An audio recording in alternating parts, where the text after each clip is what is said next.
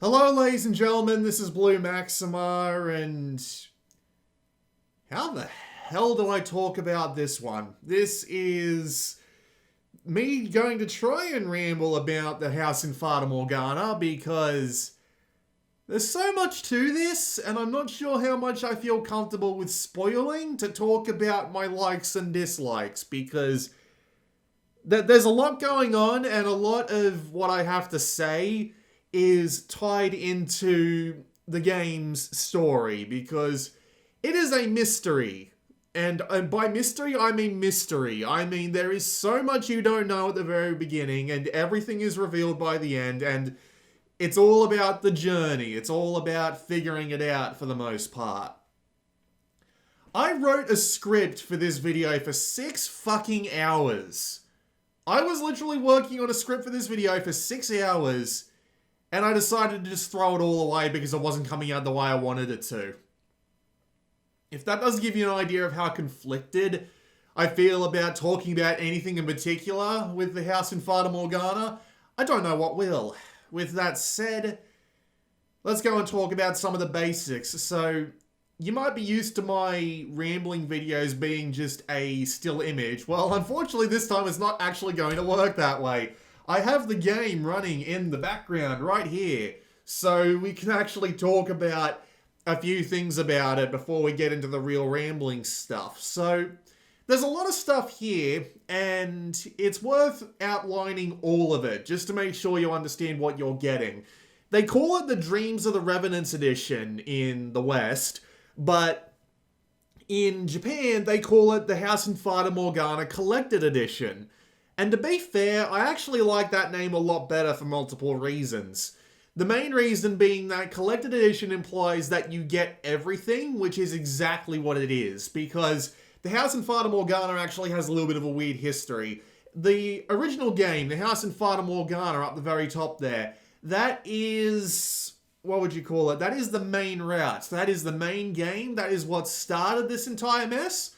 It is the longest part of the game by far. It is about, what's the word? It is about 20 to 25 hours long, absolute minimum. And we'll get to that. Trust me. There's a reason why this game took me about 4 days to finish just this part. And then you've got a Requiem for Innocence, which has... basically, it goes over a part of the story that happened during the House in Fata Morgana that isn't really given that much detail, and it's also got a bunch of extra sections in there for you. Then there's Reincarnation, which is a sort of an epilogue to the whole thing, and then you've got short stories, which are 18 text walls, more or less. So...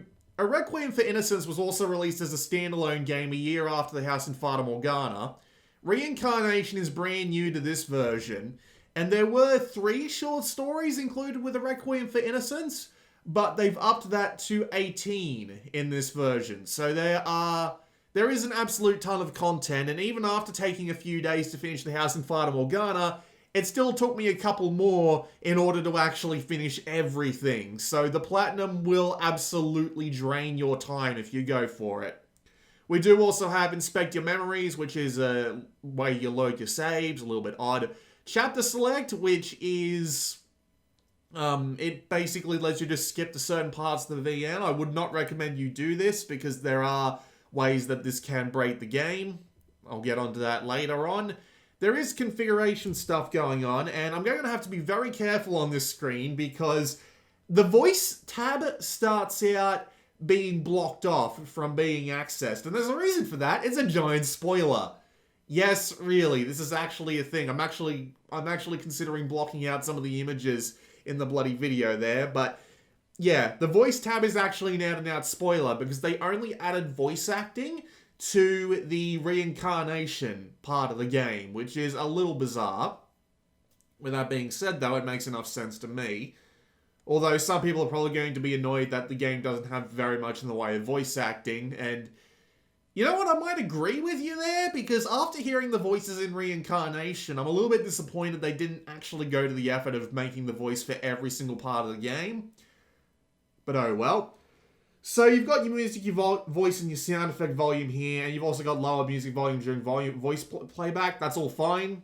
That's all absolutely okay. But if we head over onto text, which you can't do by tapping in this part of the thing alone, great. Can I go over to... Yeah, there we go. If we head over to text, though, most of this here is okay, except the auto mode text display rate.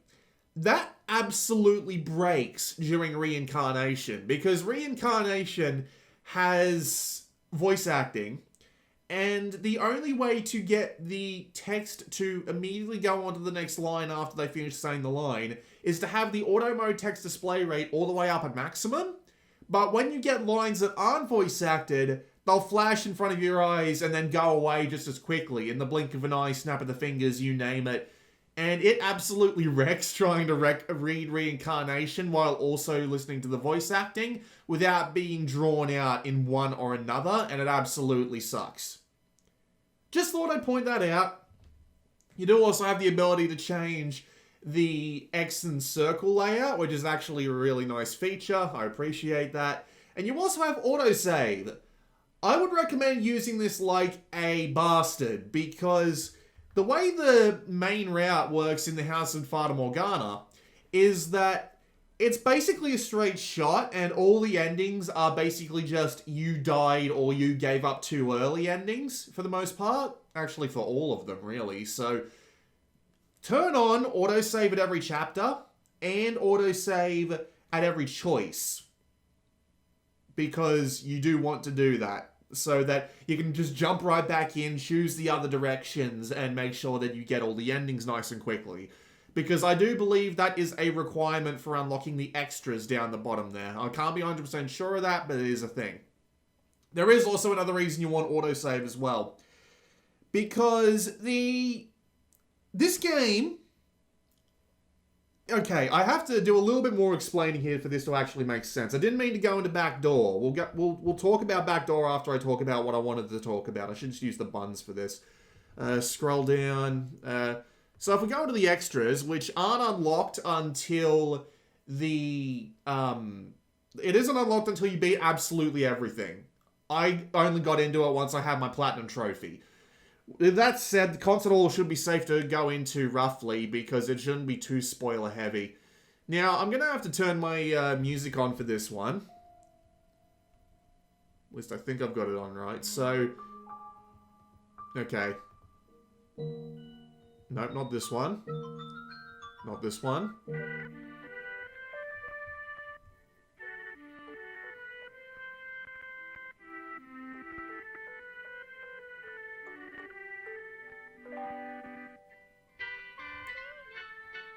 So you heard the start of that bit of the soundtrack, right? I heard that too, and I thought my memory card was having a fit. No, that is exactly what... Oh, I should probably mute this so I can talk over it. There we go. I thought my memory card was having a fit because the game wasn't performing properly. Because when you first start up this game, you see a splash screen that says, "Made in Unity."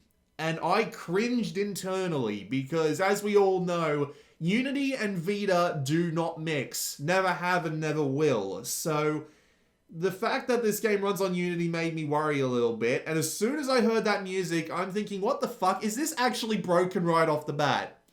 Turns out it's not. That's exactly how the sound is supposed to sound. But the funny thing is, the game is actually shit anyway, performance-wise. I was just in the wrong part of the game, because... Remember what I said before, just a couple of minutes ago, about the game's autosave? Yeah, you do need that, because there are choices in this game which require you to hit the choice for them within 3 seconds. Here's the problem though. Whenever the choice box comes up, the game visibly and notably lags. You can tell, even the choice box has trouble fading in on screen smoothly. I'm not actually going to show you one of the choices because we're going to try and avoid spoilers for as long as humanly possible, but it fades in so slowly that you can tell the engine is having trouble with it. This is a visual novel and it runs like shit.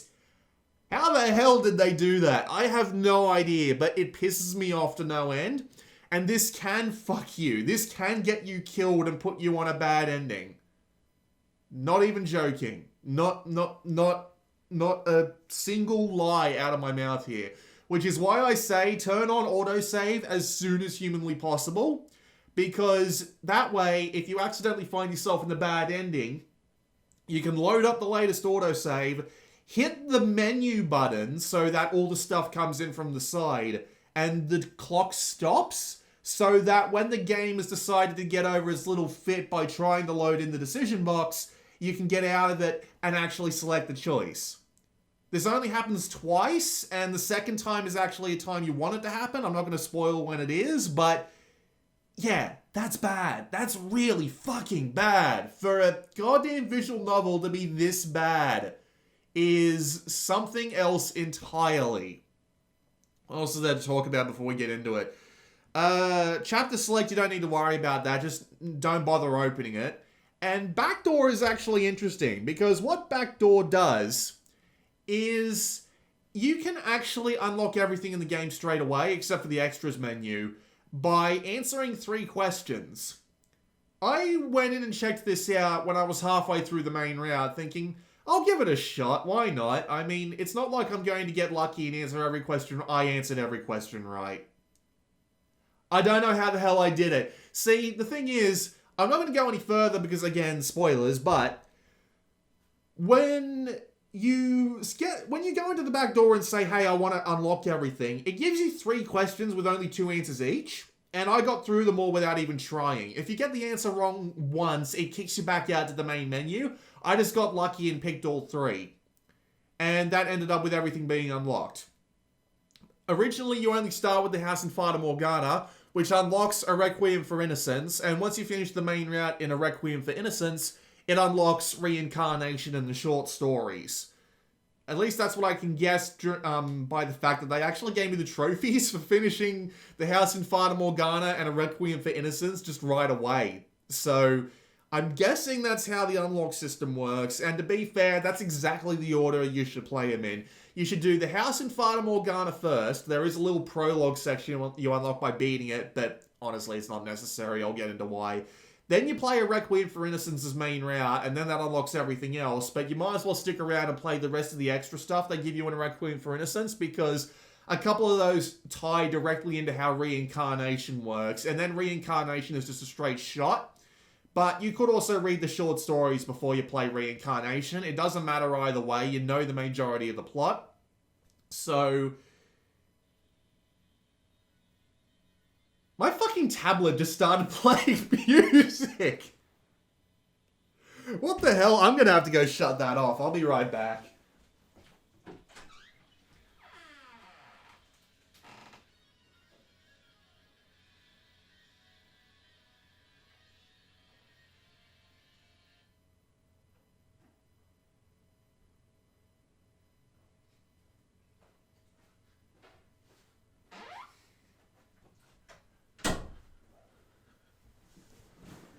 Yeah, you probably weren't able to hear that, but my tablet just spontaneously starts spewing music sometimes. I'm legitimately not sure why. It's bizarre. But anyway, so well, I guess I have to get into it now, don't I? Alright, let's get started. So, the house in Fata Morgana. To give you a summary of what the house in Fata Morgana is like. Man, do I even want to bring this up? This sounds like a spoiler coming out of my mouth immediately, but no, I shouldn't. I'll give you the basic summary. So, you're invited into, well, you're not invited into a house. You wake up in a house, and you have no memory of who you are. You have a mysterious maid serving on you hand and foot, and she offers to take you through 3 stories to help you reclaim who you are.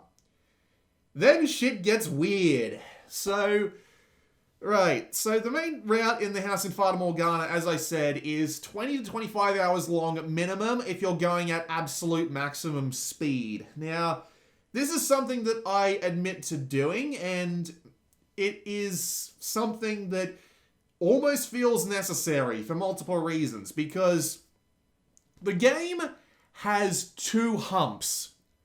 Now, if you don't know what I mean when I say humps, it's kind of a term used colloquially, I think that's the right word, in the visual novel community to say that basically you have to go through a lot of something in order to get to where it really gets good. The house in Fata Morgana has two of these. The first one is the main where the main backstory building starts. You get 3 stories that each take place in different time periods. And the idea is that they all wind up, add a little bit of mystery, introduce our characters, something big happens in the middle, and then they wind down. This happens 3 times, and it starts to feel really repetitive. And then they drop a 4th one on you, which is even worse, because it's missing a lot of the depth that the first 3 stories had. But once you get through that, that's the first hump. Now, a lot of people have mentioned this first hump, and I agree that it's a hump, but it's not as bad as, say, Muv-Luv is a hump to Muv-Luv Unlimited and Alternative, right? The thing about this game is that it has a lot to draw you in immediately. And by immediately, I mean immediately. For example, let's just go up to the house in Fata Morgana's art there.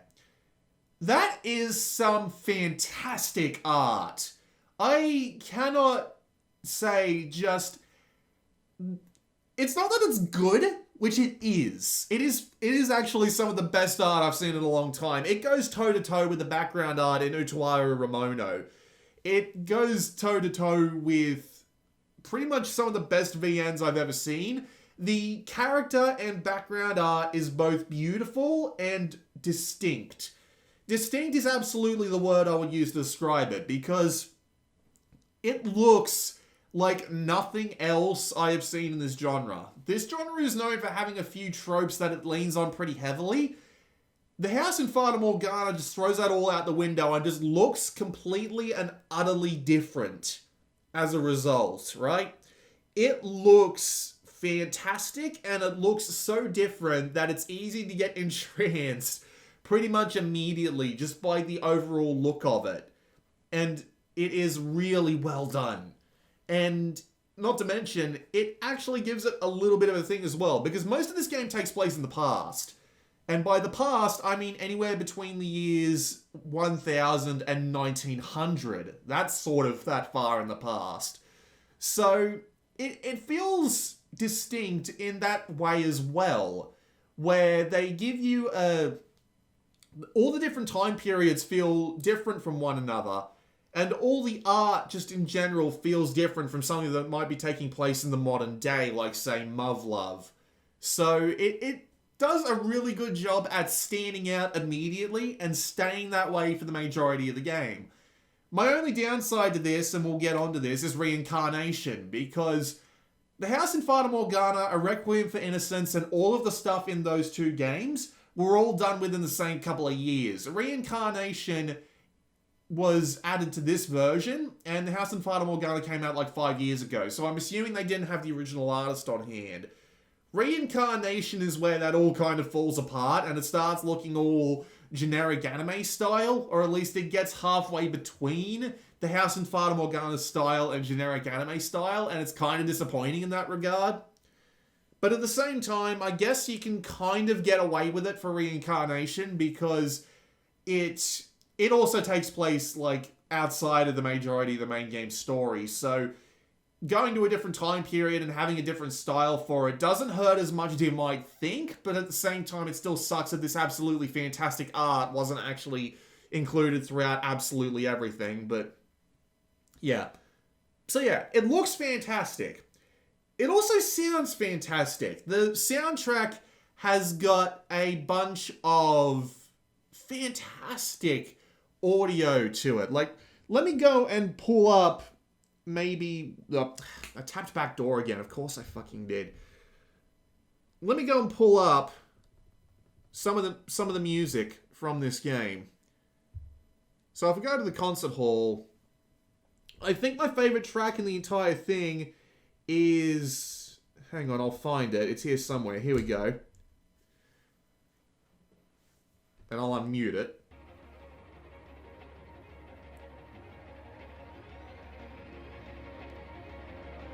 you've got this heavily orchestral soundtrack going on with tons of different styles and instruments, but it all feels particularly old and just of its time.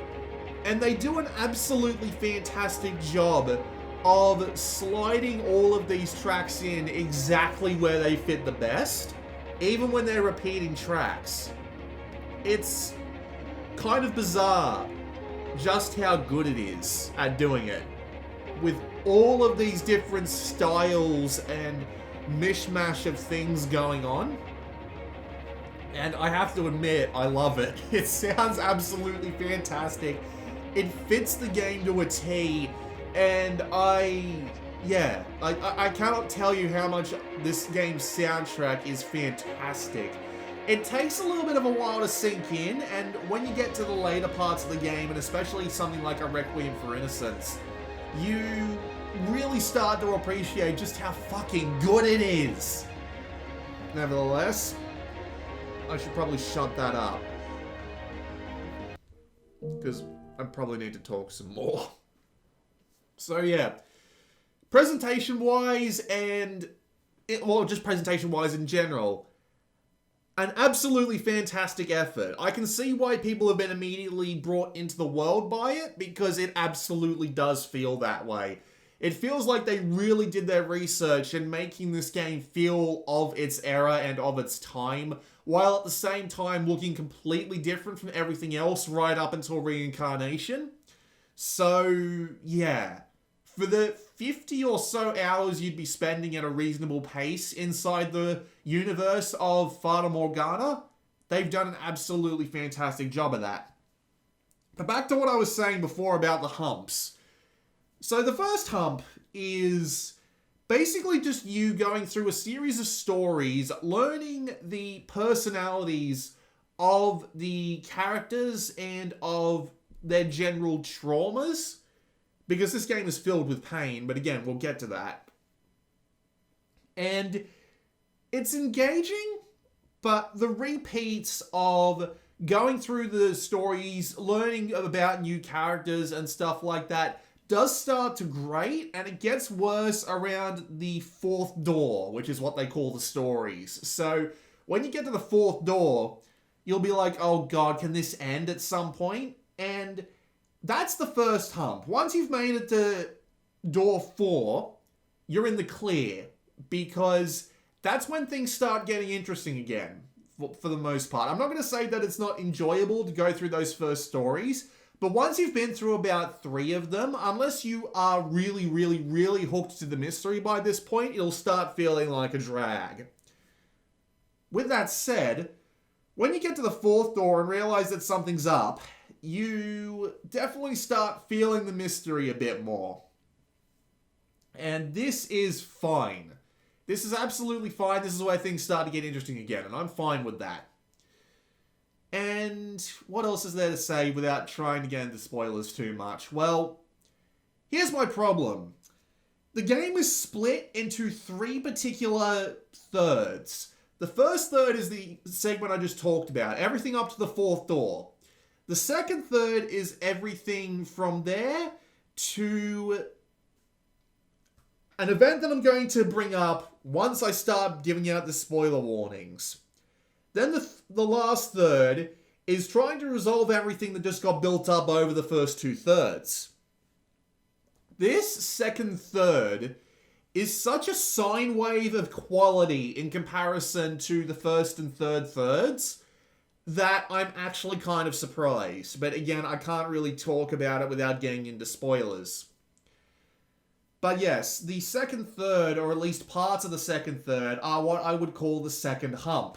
And it is much worse than the first and the third, because it gets really heavily into the usual set of cliches that anime games tend to use, and it starts pulling in a bunch of anachronisms out of nowhere, and it gets really bizarre after a while.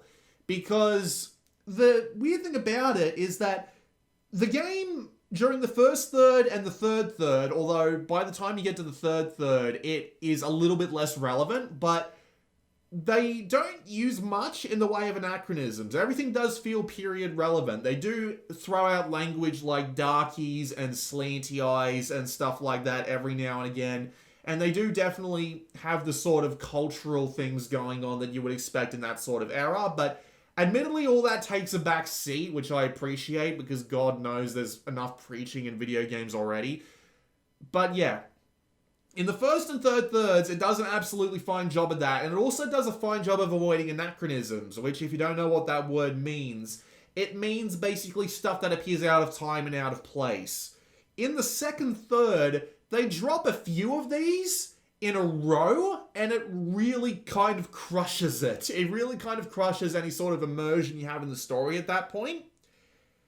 And then, at the end of the second third, they have a sort of trauma that causes an extra chapter, which you can guess the ending to basically immediately. And it drives me nuts because not only is it entirely unnecessary, not only does it go against the character that the game's built up to this point, but it also serves to lengthen this part of the game significantly. And my main issue with that it's lengthening this part of the game significantly, other than that it's bad, and I can't go exactly into why that's bad without really getting into the spoilers for the House and Fata Morgana, but the reason why it's bad is that extra length that it adds really prevents you from taking the knowledge you've gotten from the first third of the game and actually putting it to use. Basically, during the entire second third of the game, you find yourself not needing that information you got at all. It only really comes into effect during the last third.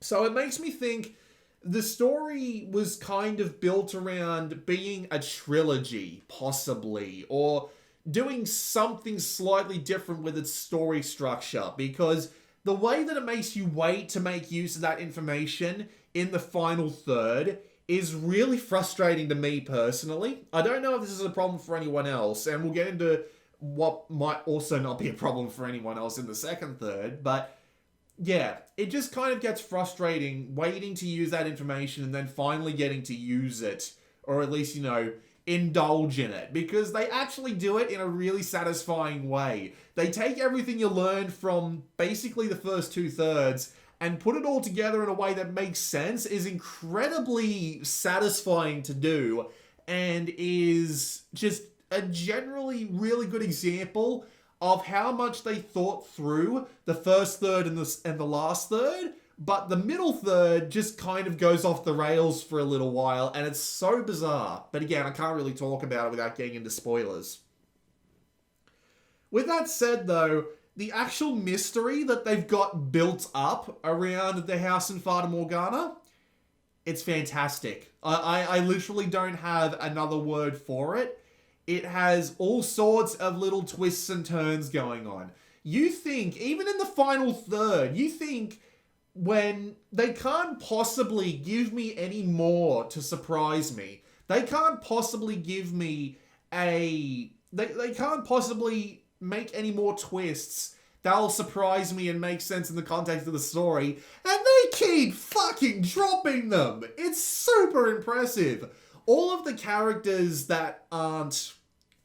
We'll get into it, trust me. I'll get into spoilers to explain the parts of the game I didn't like. But all of the characters that work fantastically. They never break character. They never... they never do anything that's particularly out of the realm of what they would do that you've learned from the first third. It is so well put together, and the pain and the suffering. Now, I know it sounds weird to put the pain and the suffering as a plus, but there's a combination of them knowing exactly when to drop the bombs of why someone was hurt, when they were hurt, and how they were hurt. The fact that it takes place before modern day so that it all feels relatively, it all feels realistic. It doesn't feel like something that couldn't happen today. And to be fair, most of it couldn't happen today because it's pretty damn bad by the standards of the game that's got going, by the standards of the modern day that we got going on.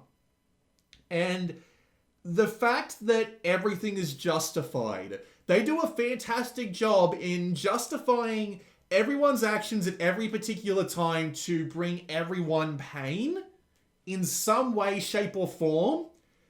And even after having been able to think on it for a few days while I took a break from Fata Morgana to make sure I didn't burn out entirely on the entire thing, but even after thinking over it for a couple of days, I couldn't find any holes in why any characters did what they did and how much pain that brought them.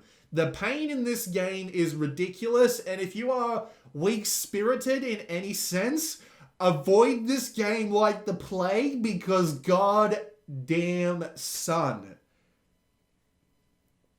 The fact that I'm trying to think of an event that I can talk about without spoiling the game, but the fact that they have, like, the final encounter, or I say the final, but it makes sense once you've played through it, but the fact that they have the 3 characters from the first 3 stories and the main antagonist, I'm trying to be as spoiler-free as possible here, in the situation they are in at the very end of the game, or at least at the very end of the thing that starts off the plot of the game, the fact that they get them there and everyone is at least, well, I don't want to call them justified, because it's not justified, but the fact that their actions can be realistically perceived by their actions and personalities from the previous parts, while at the same time being absolutely horrible,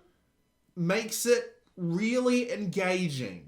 It is incredibly engaging that all of these characters are acting so true to themselves, and while I will admit that the first hump in the game is kind of bad, and I get why people would choose to drop the game before they get through the initial 3 stories, it works really well in both establishing their characters and justifying why they would do what they do, and ending up with everyone being in so much pain in one way or another. And it ends up being one of the most satisfying things. It's not the same sort of it's not the same level of satisfying as, say, Utawara Ramono or Muvlove's ending, at least for me. But it's so internally consistent that I have to give it a thumbs up. And on that alone, I'm willing to recommend The House in Fata Morgana to anyone who's fairly familiar with these sorts of games. If you've played through a visual novel and thought to yourself, oh, that was a bit of a slog, but I managed to get through it, if you think you can do that again for The House in Fata Morgana, I would argue that is absolutely worth it. But yeah, it can be a bit of a slog. But just, I can't think of any other words to satiate me saying how satisfying it is that everyone acts so realistically, but it ends up with everyone fucking up in the most marvelous ways possible. I cannot state how impressive it is and how well done it is in The House in Fata Morgana's main route. Cannot overstate it. Well, I guess I have to get into spoilers. I'm going to try and not spoil the entire damn thing, but the thing is, with A Requiem for Innocence and Reincarnation, they work off parts of the story here, so I'll be spoiling as little as possible, and I'll be probably doing long pauses to try and not spoil it, but okay. Time to talk about what the second hump is in a little bit more detail. So the second hump is the relationship between the main 2 characters. It's pretty obvious who they are right off the bat, and it's pretty obvious what's going to happen, but they do end up having and building a relationship, and you get told about it. Their relationship is the worst part of the game. At least their relationship being built up. Pretty much, as soon as you cross the threshold into the final third of the game, which is what I was just talking about, where the information you get from the first 3 stories comes together and, you know, makes sense. Why something so horrible would happen. And there are also parts in the middle third that aren't bad. Like, the struggles of the individual characters to fix themselves. I won't go any more in depth into what that means, but that's all okay. But the building of the relationship between the main two characters is what the problem is with this game, is what my main problem is, and is what the biggest hump is. Because after the fourth door, you realize that it's all a trick. And I found this out pretty quickly because, and this is a really neat detail that I want to talk about. Have a look at the backlog text during the fourth door. You'll understand what I mean if you decide to play this. But yeah, once you realize that it's a trick, you get the real fourth door. And that portion of the game is written way worse. As I said, there's tons of anachronisms. There's tons of tropes and cliches which make it particularly eye-rolly. And the general quality of the dialogue takes a noticeable dip for a significant length of time.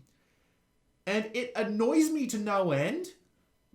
Excuse me. Because you can immediately see the writing quality go back up as soon as you get out of these segments of the story. You can see it jump back up. And even when the two main characters have their relationship outside of it, it feels way less generic and trope-filled and cliche-filled as their building of their relationship. I don't want to go too into particular about it, but yeah.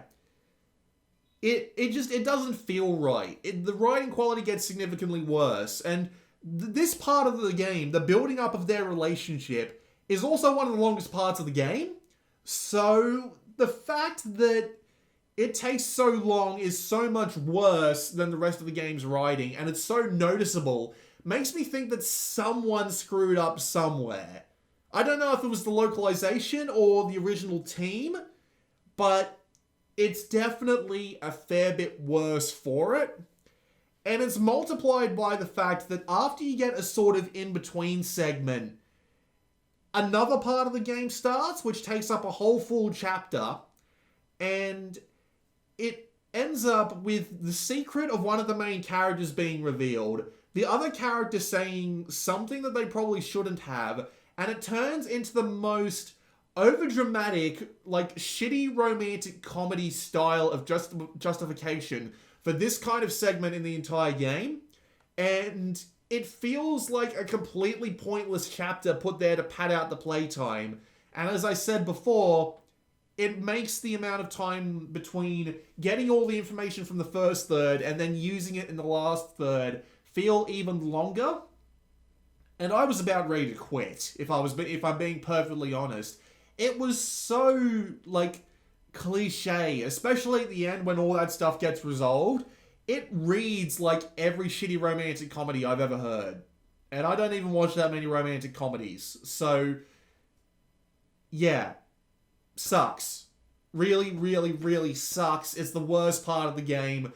That's the second hump I was talking about. That entire chapter, which feels entirely against the main character in question's general personality. And I don't know why they felt the need to put that in the game. I can kind of understand why it's there, but I feel like it could have been handled a lot better, because one of the main themes about this game is, well, to put it as spoiler-free as possible, expelling your demons, getting over your personal troubles. That is one of the main themes of this game. And I can see why it's there, but it could have been done a lot better. And the only reason I didn't quit once I got through this absolutely terrible part was because I had the weird luck of saving right where the game took a jump up in quality again, and that's where the final third of the game starts. I just got lucky. I just got lucky that my personal tolerance held out for just long enough to get me into the final third. Yeah, it's a little bit troubling like that, but then, thankfully, as I said before, the game gets really good at justifying why everything is going on. The mystery starts unfolding before your eyes. You start seeing people in different light. and you learn a lot more about the backstory because there is a bit of timeline fuckery going on. I won't go into it any more in depth than that, but yeah, it's one of those sorts of games. So seeing people in a new light, seeing people in different roles, and that whole sort of thing going on, again, that remains extremely satisfying right up to the end. It's also helped out by the fact that, well, the relationship between the main characters is miles ahead at this point. The writing gets way better. The general jokes they throw out between each other, except for one or two, which made me scratch my head. Like, why would you joke about this? It seems like that wound would still be particularly fresh, but whatever. Their writing in general just gets miles ahead of where it was. So, it's fine, really. After that point, it's absolutely fine, and it's way better, just in general, way up until the end of the game. If there was a way to effectively skip over those two portions of the game I was talking about, their relationship being built up and then having this wedge drawn between them that feels right out of a shitty romantic comedy, this game would be a 10 out of 10. Without question, it would be a 10 out of 10. But those two sections there, right smack dab in the middle, when you think you've already gotten over the worst the game has to talk about in terms of pacing, are the only thing that keep the main route from being 110% perfect as it is as a story. There's nothing that's just outright objectively perfect, but for what it was trying to do, it would have been perfect if it were just not for these two sections. Outside of that, the main story is fantastic. I don't know if it will be worth the effort of going through the 15 or so hours at regular speed for the main three stories, then having to deal with the hump of those two sections in the middle, being thankfully and mercifully interspersed with more interesting stuff going on that makes me think something along the lines of, this might be something that people will drop, which is why I will say that you probably shouldn't try playing the House in Fata Morgana until you have a little bit more experience with getting over humps. And I may also possibly mean by that, you can deal with cliches a little better, which is why I'd tell you to play something like Utawara Ramono or Muv-Luv first, if only to build up your tolerance to this sort of thing before you go diving into the House in Fata Morgana. Once you do that, though, yeah, 9 out of 10 easily. Not 10 out of 10, as I've said before, but 9 out of 10 easily. Then, once you've done that, easy enough, right? Once you are ready to go for that, you'll probably be able to do just fine. I might personally be overreacting, but you know what? I'll ask the comments. I'm sure someone's gone through the game at this point, because I've seen a bunch of people that have platinums on this already. Am I overreacting when I'm saying the main character's relationship feels worse in comparison to the rest of the game until they get over that major trauma that brings you into the final third? If you have an answer for that, please leave it in the comments. I'd love to hear what you think. As for the rest of the game, so when you beat the House in Fata Morgana, you unlock a prologue, which is like 10 minutes long at most and adds absolutely nothing to it, so I'd recommend just skipping it. There's no point to it whatsoever. A Requiem for Innocence goes over the main...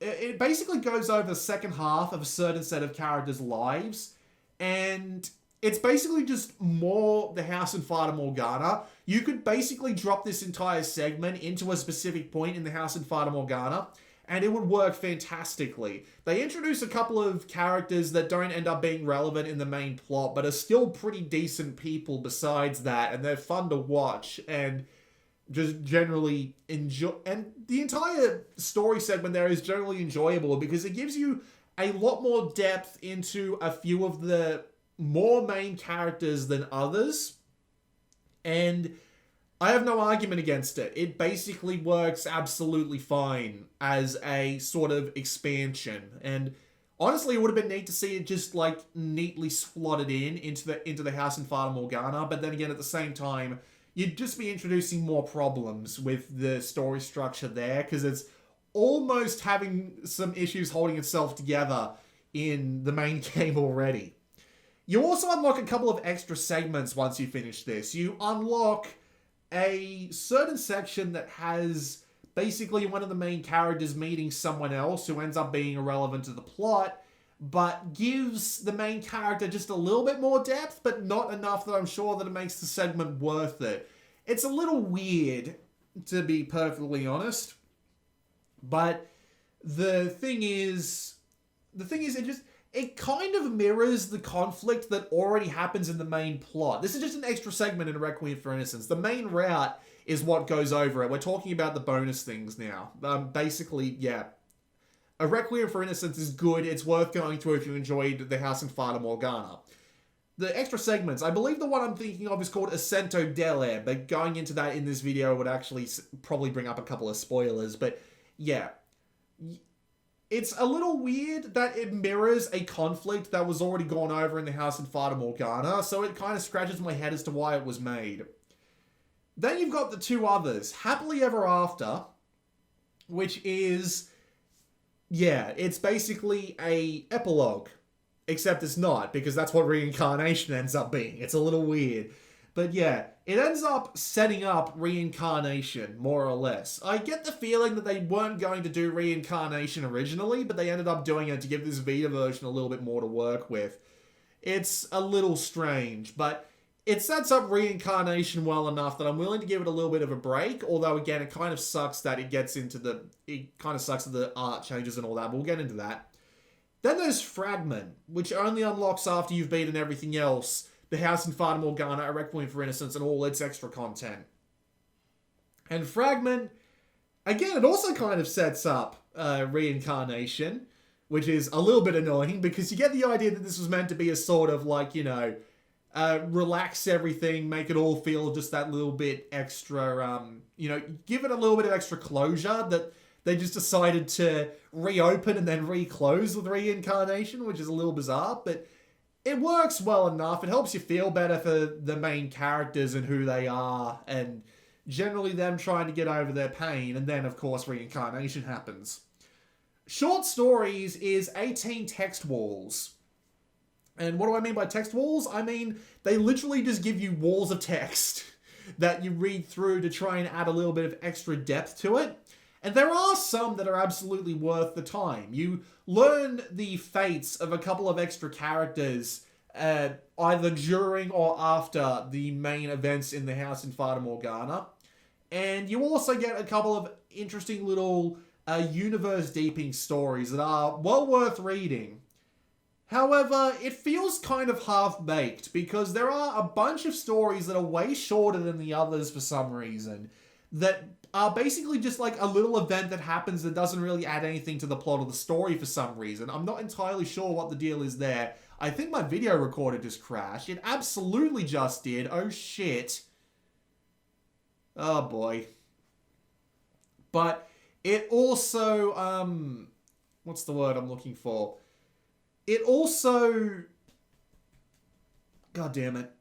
Great. I lost my train of thought thanks to the, it just encoded the overloading for some reason. I'm not sure why. There we go. I want to do it again. Shit. The thing is that it... Let me try this again. Sorry, I got thrown off track by that. The stories are all really short for some reason towards the end. And for whatever damn reason, absolute damn reason, I'm just going to stop the video just in case, but for whatever damn reason, they're just there. Like, they don't add anything to the story. They're just like a small encounter between two characters that have already met before and have already had way more in-depth talks with each other and all that. And they're just there for some reason. So about half of the short stories end up being worth reading, and the other half just feel like they were thrown in just to give the Vita version of the game a little bit more extra content. It's a little weird. Like, some of them do feel like they were added in A Requiem for Innocence, which were there originally. And then there were just a couple of others that felt like they were penned in 5 minutes. So, yeah, not entirely sure what the deal is with them.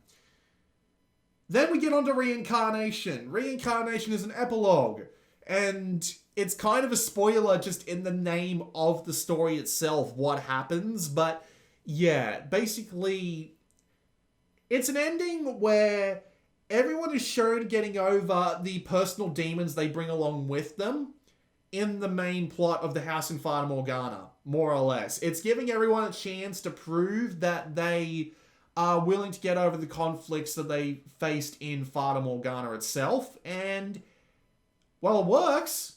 It's good enough. Like, I'm not going to argue that it's a bad ending or anything. It just kind of feels unnecessary, because I thought that was the main point of the last third of Fata Morgana anyway. But it's there. You get to see all the characters again, and strangely enough, they all get voice acting this time. Most of it is pretty good. I won't argue that, although it's a bit weird when they start monologuing to themselves, especially in voice. I don't know what the point is there, but they do, and that's a thing, so there you go. The voices are all okay. They picked good voice acting talent for all of them.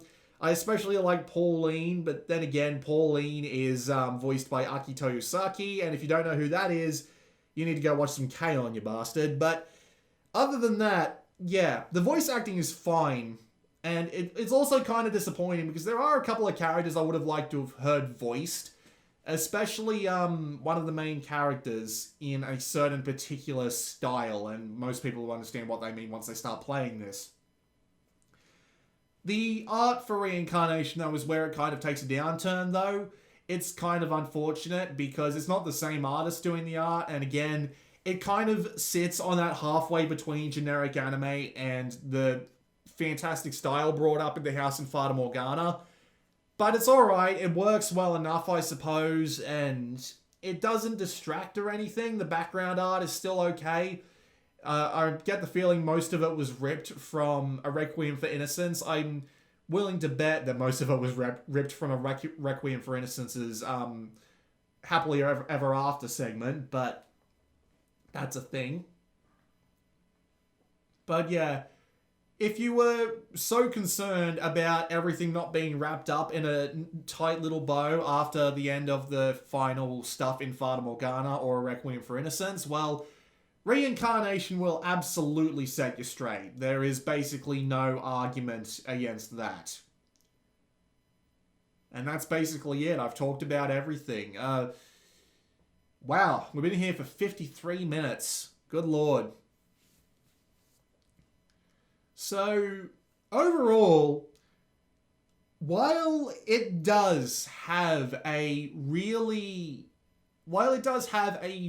small hump and then a big hump to get over, at least in my point of view, it's almost to, yes, it's worth it, to it's absolutely worth it. It kind of depends on whether or not you can withstand generic anime tropes to get over that big hump in the middle. But if you can, it's a fantastic mystery with a lot of depth, great characters, lots of twists.